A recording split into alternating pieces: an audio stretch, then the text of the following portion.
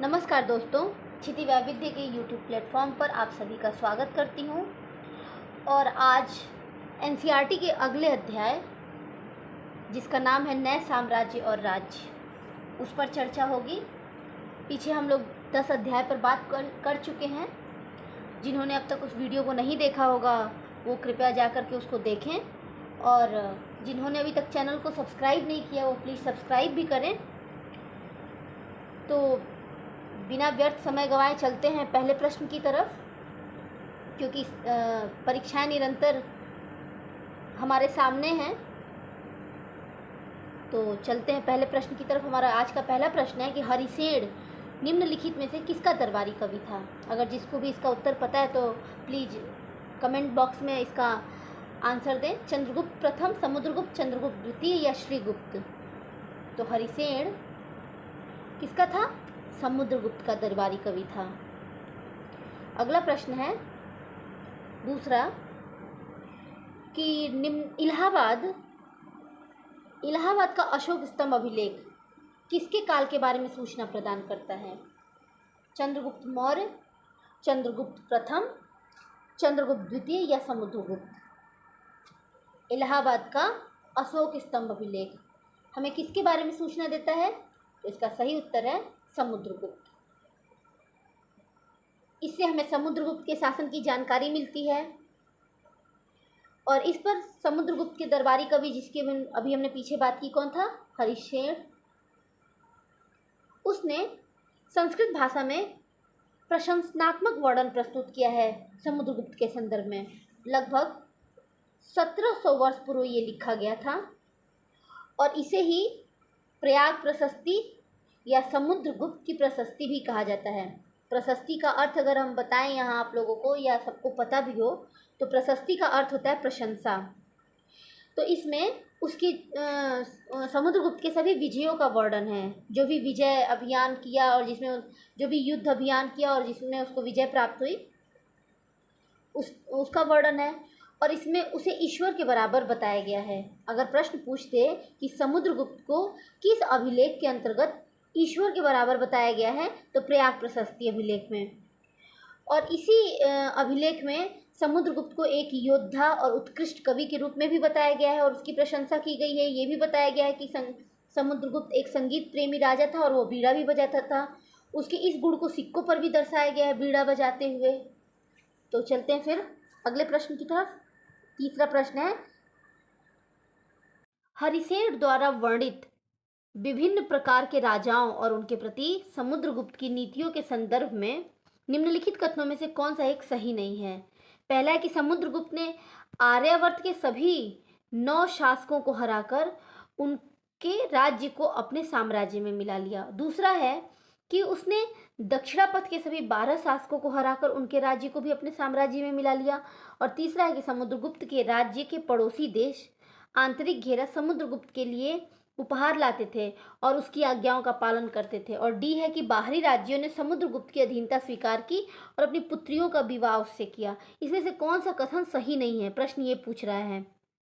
तो जो C option है वो गलत, जो बी ऑप्शन है कि दक्षिणापथ के सभी 12 शासकों को हराकर उनके राज्यों को भी अपने साम्राज्य में मिला लिया, ये कथन असत्य है।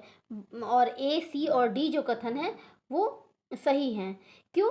क्योंकि दक्षिणापथ के जो 12 राजाओं ने हारने के बाद समुद्रगुप्त के सामने समर्पण किया, ठीक है, और समुद्रगुप्त ने उनके साम्राज्य को अपने में मिला नहीं लिया बल्कि उनको फिर से शासन करने की अनुमति दे दी। इसलिए कथन बी गलत है। समुद्रगुप्त के राज्य के पड़ोसी देशों में कौन कौन थे? तो असम, तटीय बंगाल, नेपाल और उत्तर पश्चिम के कई गण या संघ आते थे। ये आंतरिक राज्यों के एक घेरे के रूप में समुद्रगुप्त के राज्य से लगे थे और ये क्या करते थे? समुद्रगुप्त के लिए उपहार लाते थे, उनकी आज्ञा मानते थे और उनके दरबार में उपस्थित हुआ करते थे। बाह्य इलाके संभवतः कौन से थे? कुषाण तथा शक वंश के थे। तो इसमें श्रीलंका के शासक भी आते थे और उन्होंने समुद्रगुप्त की अधीनता स्वीकार की और अपनी पुत्रियों का विवाह उनसे किया, समुद्रगुप्त से किया। अगला प्रश्न है कि निम्नलिखित में से किसके या किनके द्वारा महाराजा धीराज की उपाधि धारण की गई थी? कौन कौन थे जिन्होंने महाराजा धीराज की उपाधि धारण की? चंद्रगुप्त प्रथम, समुद्रगुप्त, चंद्रगुप्त द्वितीय, और कुमारगुप्त। तो केवल एक और दो, सी कह रहा है 1 और 3 और डी कह रहा है 2 और 4। तो इसका सही उत्तर क्या है कि चंद्रगुप्त प्रथम और समुद्रगुप्त, ये दोनों जो शासक थे गुप्त वंश के, इन्होंने महाराजाधिराज की उपाधि धारण की थी। ठीक है, अगला प्रश्न है 5वां कि शक विजेता निम्नलिखित में से किसे कहा जाता है? चंद्रगुप्त प्रथम को, चंद्रगुप्त द्वितीय को, समुद्रगुप्त को या कुमारगुप्त को? किसे शक विजेता के रूप में हम जानते हैं? शकों को किसने हराया था? तो चंद्रगुप्त द्वितीय को हम शक विजेता के रूप में भी जानते हैं। उसने पश्चिमी भारत में सैन्य अभियान करके अंतिम शासक कौन था, शक शासक जिसे चंद्रगुप्त द्वितीय ने परास्त किया था? तो उसका नाम था रुद्र सिंह तृतीय को चंद्रगुप्त द्वितीय ने पराजित किया था, इसीलिए उन्हें शक विजेता के रूप में भी जाना जाता है। अगला प्रश्न है कि कालिदास निम्नलिखित में से किसके दरबारी कवि थे? समुद्रगुप्त, अशोक, चंद्रगुप्त प्रथम या चंद्रगुप्त द्वितीय?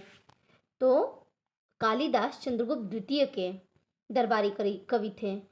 9 रत्न थे चंद्रगुप्त द्वितीय के दरबार में, जिसमें से एक कालिदास भी थे। कवि कालिदास और खगोल शास्त्री आर्यभट्ट उसी के दरबार में थे, चंद्रगुप्त द्वितीय के। अगला प्रश्न है 7वां कि बाणभट्ट निम्नलिखित में से किसके दरबारी कवि थे? कुमारगुप्त, स्कंदगुप्त, विष्णुगुप्त या हर्षवर्धन? तो बाणभट्ट, इसका सही उत्तर है हर्षवर्धन के दरबारी कवि थे। और उन्होंने क्या लिखा था? उनकी रचना का नाम क्या है? हर्षचरित, जिसमें हर्ष के शासनकाल और वंशावली का हमें जिससे जानकारी मिलती है। और जो हर्ष है लगभग 1400 पूर्व शासन किया था। अगला प्रश्न है 8वां कि निम्नलिखित में कौन हर्ष के काल में भारत आया था? फाहियान, वेनसांग, मेगास्थनीज या डियोनिसियस? तो हर्षवर्धन के शासनकाल में वेनसांग भारत आया और वह काफ़ी लंबे समय के लिए हर्ष के दरबार में भी रहा और उसने वहाँ जो कुछ देखा उसका विस्तृत विवरण भी दिया है। इस पे विस्तृत चर्चा पिछले एनसीईआरटी के कक्षाओं में हो चुकी है। और जब बौद्ध धर्म पे विस्तृत चर्चा हो रही थी तो वहाँ भी हर्ष के वेनसांग के बारे में बात हुई थी। अगला प्रश्न है कि नर्मदा नदी पर सम्राट हर्ष के दक्षिण की ओर बढ़ने की कोशिश को किसने रोका? पुलकेशिन प्रथम, पुलकेशिन द्वितीय, विक्रमादित्य प्रथम या विक्रमादित्य द्वितीय ने? तो इसका सही उत्तर है पुलकेशिन द्वितीय ने नर्मदा नदी पर सम्राट हर्ष के दक्षिण की ओर बढ़ने के अभियान को रोका। मगध और बंगाल को जीतकर हर्ष को जितनी सफलता मिली थी उतनी अन्य जगहों पर नहीं मिली। जब उसने नर्मदा नदी को पार करके दक्कन की ओर बढ़ने का प्रयास किया तो पुलकेशिन द्वितीय, जो किस वंश का शासक था? पुलकेशिन द्वितीय चालुक्य वंश का शासक था जिसने हर्ष को रोका था। अगला प्रश्न है 10वां कि कांचीपुरम निम्नलिखित में से किसकी राजधानी थी? सातवाहनों की, चालुक्यों की, पल्लव की या चोल की? तो इसका सही उत्तर है कि कांचीपुरम पल्लवों की राजधानी थी। चलते हैं अगले प्रश्न की तरफ। अगला प्रश्न है कि चालुक्यों की राजधानी निम्नलिखित में से कौन सी थी? मदुरै, ऐहोल, महाबलीपुरम या वल्लभी? तो चालुक्यों की राजधानी थी ऐहोल। सबसे जो पहली राजधानी थी, चालुक्यों की पहली राजधानी ऐहोल ही थी। और ऐहोल क्या थी? एक प्रमुख व्यापारिक केंद्र भी थी।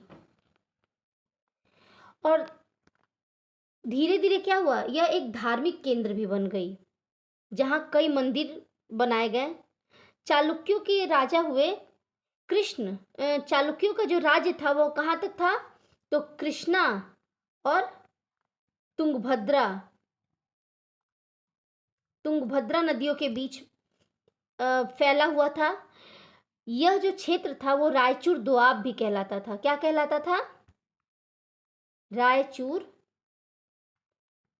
दोआब। इसके नाम से भी जानते हैं। और पुलकेशिन प्रथम के दौरान चालुक्यों की राजधानी बादामी स्थानांतरित की गई थी। बादामी को अन्य किस नाम से भी हम जानते हैं? तो वातापी के रूप में भी जानते हैं। अगला प्रश्न है कि रवि कीर्ति निम्नलिखित में से किसके दरबारी कवि थे? चंद्रगुप्त द्वितीय, चंद्रगुप्त प्रथम, पुलकेशिन प्रथम या पुलकेशिन द्वितीय? तो इसका सही उत्तर है कि रवि कीर्ति पुलकेशिन द्वितीय के दरबारी कवि थे। और सबसे प्रसिद्ध ये चालुक्य राजा था। उसके बारे में हमें किससे पता चलता है? तो रवि कीर्ति रचित जो प्रशस्ति है उससे हमें पता चलता है। और उसी से हमें उसकी 4 पीढ़ियों के, पुलकेशिन द्वितीय की 4 पीढ़ियों के बारे में भी हमें जानकारी प्राप्त होती है रवि कीर्ति के एहोल अभिलेख से। अगला प्रश्न है 13वां कि निम्नलिखित कथनों पर विचार कीजिए। पल्लव और चालुक्य एक दूसरे की सीमाओं का अतिक्रमण करते थे। पल्लव और चालुक्य एक दूसरे की सीमाओं का अतिक्रमण करते थे। बी है कि पल्लव और चालुक्यों को क्रमशः चोलों तथा राष्ट्रकूटों ने अंतिम रूप से समाप्त किया। कौन सा कथन सही है? केवल एक, केवल दो, एक और दो दोनों, और डी कह रहा है कि न तो एक और ना ही दो। तो इसका सही उत्तर है सी, दोनों कथन सही हैं। क्योंकि पल्लवों को चोल वंश ने परास्त किया और उनके साम्राज्य को चोल साम्राज्य में मिला लिया, और चालुक्यों जो बादामी के थे उनको राष्ट्रकूटों ने परास्त किया था। अगला प्रश्न है 14वां कि दक्षिण भारत में पूर्व मध्यकालीन प्रशासन के संदर्भ में निम्नलिखित कथनों पर विचार कीजिए। कुछ महत्वपूर्ण प्रशासकीय पद अनुवांशिक होते थे। प्रशासन की प्राथमिक इकाई क्या होती थी? नगर होते थे। और तीसरा है कि कभी कभी एक ही व्यक्ति कई पदों पर कार्य करता था। उपयुक्त कथनों में से कौन सा सही है? केवल एक, केवल दो, और सी कह रहा है कि एक और तीन, डी कह रहा है दो और तीन। तो इसका सही उत्तर है कि कुछ महत्वपूर्ण प्रशासकीय पद थे वो आनुवांशिक होते थे। और तीसरा है कि कभी कभी एक ही व्यक्ति कई पदों पर कार्य करता था। ये दोनों कथन सही हैं। दक्षिण भारत में पूर्व मध्यकालीन प्रशासन में जो कुछ महत्वपूर्ण पद थे वो उनको आनुवांशिक कर दिया गया था। और कभी कभी एक ही व्यक्ति कई महत्वपूर्ण पदों पर कार्य करता था। जैसे हरिसेन के पिता थे, वो महादंड नायक बने, और उसके साथ उसे कुमार मात्य भी बनाया गया। प्रशासन की प्राथमिक इकाई नगर न होकर के क्या होती थी? गांव गांव होते थे। कभी कभी एक ये इस पे चर्चा हो गई कि गांव होते थे, और कभी कभी एक ही व्यक्ति कई पदों पर कार्य करता था, कुछ पद आनुवांशिक होते थे। अगला प्रश्न है 15वां कि पूर्व मध्यकालीन सामंतों के संदर्भ में निम्नलिखित कथनों पर विचार कीजिए। इनकी अपनी सेना होती थी तथा आवश्यकता पड़ने पर ये राजा की सहायता देते थे। दूसरा है कि इन्हें कोई नियमित वेतन नहीं दिया जाता था। और तीसरा है कि जहां शासक दुर्बल होते थे ये स्वतंत्र होने का प्रयास करते थे। उपयुक्त में से कौन से कथन सही हैं? केवल एक, दो, बी कह रहा है दो, तीन, सी कह रहा है केवल तीन, और डी कह रहा है कि तीनों कथन सही हैं। क्या है? पूर्व मध्यकालीन सामंतों के संदर्भ में कि इनकी अपनी सेना होती थी और आवश्यकता पड़ने पर ये राजा को सहायता देते थे, बिल्कुल सही है। और इन्हें कोई नियमित वेतन भी नहीं दिया जाता था, ये भी सही है। तीसरा है कि जहां शासक दुर्बल होते थे ये स्वतंत्र होने का प्रयास करते थे। तो इस तीनों कथन सही है। पूर्व मध्यकाल में सामंतों को नियमित वेतन नहीं दिया जाता था, बल्कि बदले में इनमें से कुछ को भूमि दान दिया जाता था वेतन के बजाय। और दी गई भूमि से ये कर वसूलते थे, जिससे क्या करते थे? वे सेना और घोड़ों की देखभाल करते थे, और उसी से वे युद्ध के हथियार भी जुटाते थे। ठीक, अगला प्रश्न है 16वां कि दक्षिण भारत के राज्यों की विभिन्न स्थानीय सभाओं के संदर्भ में निम्नलिखित में से कौन से कथन सही सुमेलित हैं? सभा, ब्राह्मण भूस्वामियों का संगठन, उर, ग्राम सभा, नगरम, शिल्पकारों का संगठन। नीचे दिए गए कूट का प्रयोग करके सही उत्तर चुनिए। केवल एक, केवल दो, सी कह रहा है कि एक और दो, और डी कह रहा है कि 2 और 3। तो इसका सही उत्तर क्या है कि पहला और जो दूसरा है सही है कि जो सभा होती थी वो ब्राह्मण भूस्वामियों का संगठन होता था, और जो दूसरा है कि उर ये ग्राम सभा होती थी। पल्लव अभिलेखों में कई स्थानीय सभाओं की चर्चा हमें मिलती है। इनमें से एक है ब्राह्मण भूस्वामियों का संगठन, जिस पे बात होगी, जिन्हें हम सभा कहते थे। ये सभाएं उप समितियों के जरिए क्या कार्य करते थे? सिंचाई, खेती बाड़ी से जुड़े विभिन्न काम, सड़क निर्माण, स्थानीय मंदिरों की देखभाल आदि काम करते थे। जिन क्षेत्रों में भूस्वामी ब्राह्मण नहीं थे वहाँ कौन देखभाल करता था? तो वहाँ उर, जो ग्राम सभा के होने की बात कही गई है, वो देखभाल करते थे। नगरम व्यापारियों के संगठन को कहते थे, ना कि शिल्पकारों के संगठन को। व्यापारियों के संगठन को हम नगरम कहते थे। और संभवतः इन सभाओं पर किसका अधिकार होता था? तो धनी और शक्तिशाली भूस्वामियों और व्यापारियों का नियंत्रण होता था। इनमें बहुत सी स्थानीय सभाएं शताब्दियों तक काम करती रहीं। ठीक, अगला प्रश्न है 17वां। अभिज्ञान शाकुंतलम निम्नलिखित में से किसका प्रसिद्ध नाटक है? हरिसेन, रवि कीर्ति, कालिदास या बाणभट्ट? तो ये कालिदास की रचना है और इसमें शकुंतला और दुष्यंत की कथा या प्रेम कहानी वर्णित है। 18वां प्रश्न है कि कालिदास के नाटकों की विशेषताओं के संदर्भ में निम्नलिखित कथनों पर विचार कीजिए। कालिदास अपने नाटकों में राज दरबार के जीवन के चित्रण के लिए प्रसिद्ध हैं। कालिदास के नाटकों की रोचक विशेषता यह है कि इन नाटकों में राजा और अधिकांश ब्राह्मणों को प्राकृत बोलते हुए, जबकि अन्य लोग तथा महिलाओं को संस्कृत बोलते हुए दिखाया गया है। उपयुक्त में से कौन से कथन सही हैं? केवल एक, केवल दो, एक और दो दोनों, और डी कह रहा है न तो एक और ना ही दो। तो इसका सही उत्तर क्या है? केवल एक। दूसरा क्यों नहीं सही है? कि इस गलत दिया गया है, उल्टा दिया गया है। कालिदास के नाटकों की रोचक विशेषता ये है कि इन नाटकों में जो राजा और अधिकांश ब्राह्मण हैं, जो उच्च वर्ग है, वो संस्कृत बोलते हैं, ना कि वो प्राकृत बोलते हैं, और जो अन्य लोग हैं और महिलाएं हैं वो प्राकृत बोलते हुए दिखाए गए हैं। अगला प्रश्न है 19वां और ये अंतिम प्रश्न भी है। क्या है 19वां प्रश्न कि इस्लाम धर्म के संदर्भ में निम्नलिखित कथनों पर विचार कीजिए। पूर्व पैगंबर मोहम्मद ने अरब में इस्लाम नामक नए धर्म की शुरुआत की थी। अपनी उत्पत्ति के 100 सालों के दौरान इस्लाम उत्तरी अफ्रीका, स्पेन, ईरान और भारत में फैल गया। अरब नाविक जो इस उपमहाद्वीप के तटीय बस्तियों से पहले से ही परिचित थे, अब अपने साथ इस नए धर्म को भी ले आए। कौन सा कथन सही है? केवल एक, केवल दो, केवल एक और दो, सी कह रहा है केवल तीन, और डी कह रहा है कि तीनों कथन सही हैं इस्लाम के संदर्भ में, कि पूर्व पैगंबर मोहम्मद ने अरब में इस्लाम नामक नए धर्म की शुरुआत की। बिल्कुल सत्य है। दूसरा है कि अपनी उत्पत्ति के 100 सालों के दौरान इस्लाम उत्तरी अफ्रीका, स्पेन, ईरान और भारत में फैल गया। ये भी बिल्कुल सत्य है। और अरब जो नाविक हैं, जो इस उपमहाद्वीप के तटीय बस्तियों से पहले से ही परिचित थे, वे अपने साथ इस नए धर्म को लेकर आए। तीनों कथन सही हैं। मोहम्मद साहब द्वारा इस्लाम नामक नए धर्म की शुरुआत की गई लगभग 1400 वर्ष पूर्व, जो 100 सालों के दौरान उत्तरी अफ्रीका, स्पेन, ईरान और भारत में फैला। अरब व्यापारी और नाविकों ने भारत और यूरोप के बीच जो समुद्री व्यापार बढ़ाने में महत्वपूर्ण भूमिका निभाते थे, वे इस उपमहाद्वीप की तटीय बस्तियों से पहले से ही परिचित थे। तो आवागमन के क्रम में वे अपने साथ इस नए धर्म को भी ले आए। तो इस तरीके से हमारी आज की श्रृंखला पूरी हुई। फिर मिलेंगे एक नई श्रृंखला के साथ। तब तक के लिए धन्यवाद।